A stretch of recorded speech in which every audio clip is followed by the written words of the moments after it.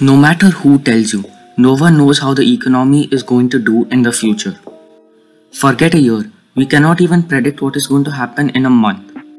So, why am I making this video? Because there is a lot to learn about economics from looking at forecasts about economic policies. So, back to the big question, how is the US economy going to do in 2021? By all factors, it is going to be an amazing year for the American GDP number. But what about the actual economy? Let's find out.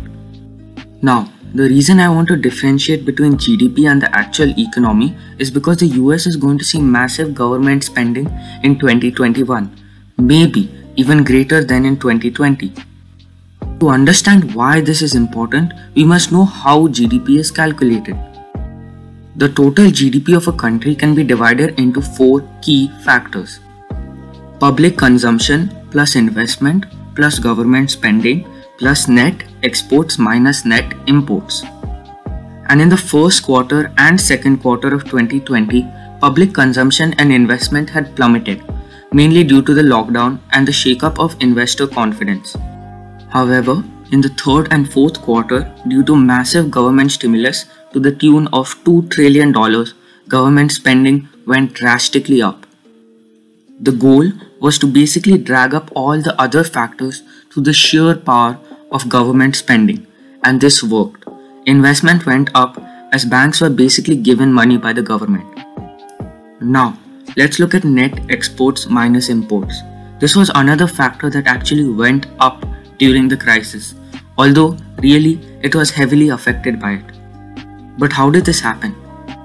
Because the way net exports minus imports is calculated, if imports decrease quicker than exports, the net exports minus imports actually decreases. Another reason why we should ditch the GDP metric. But with all of this GDP stuff out of the way, how is the economy actually going to do in 2021?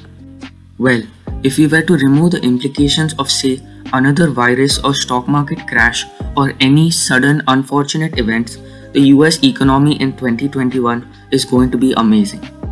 But again, when we say the economy will be doing amazing, we have to bring in the people into the equation as well.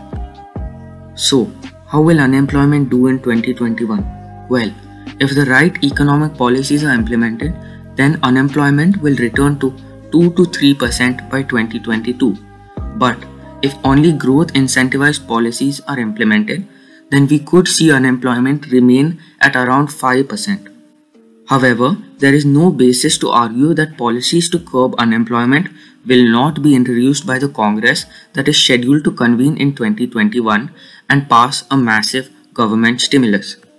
And there are two key parts of the stimulus that will directly benefit the people: the direct cash and envelope $1,200 section and the payroll protection program.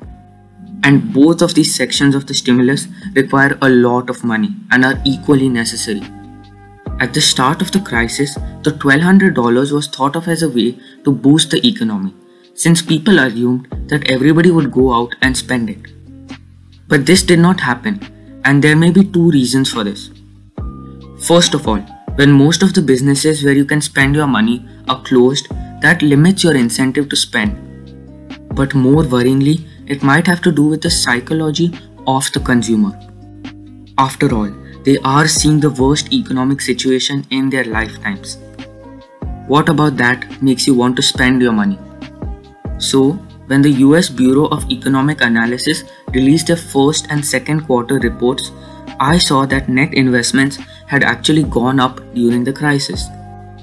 And the only possible way people could save more was by saving the $1,200 they had received. So, now that we know that the $1,200 don't really boost the economy, what do? They boost consumer confidence and they protect the American citizen from falling completely into poverty. And this is why the $1,200 are necessary. Now, what is the payroll protection program? The payroll protection program is the government's way to keep unemployment at a minimum. The objective is to pay companies to retain their employees even if they are losing money doing so. Now you may ask, why is this necessary? Why can't companies just rehire employees once the crisis is over.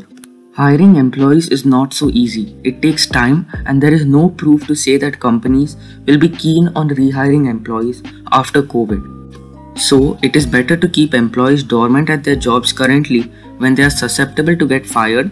Then, once the crisis is over, most companies will not need to fire their employees and the US will escape a complete collapse in the jobs sector.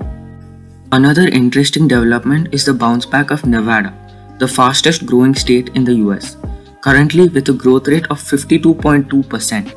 This is just a bounce back from the major slump Nevada was in the first quarter of 2020, since they were heavily affected by the close-up of tourism. Now, another worrying statistic is the decrease in personal income for both October and November. This shows us that the crisis is still not over. People are still suffering from the economic impact of COVID, and that the US still needs another stimulus package. But with a growth rate of 33.4% in the third quarter and a forecast of 10.3% in the fourth quarter, we can safely say that at least on the surface, the US has begun its path to recovery. Thank you for watching Economics Matters. See you next video.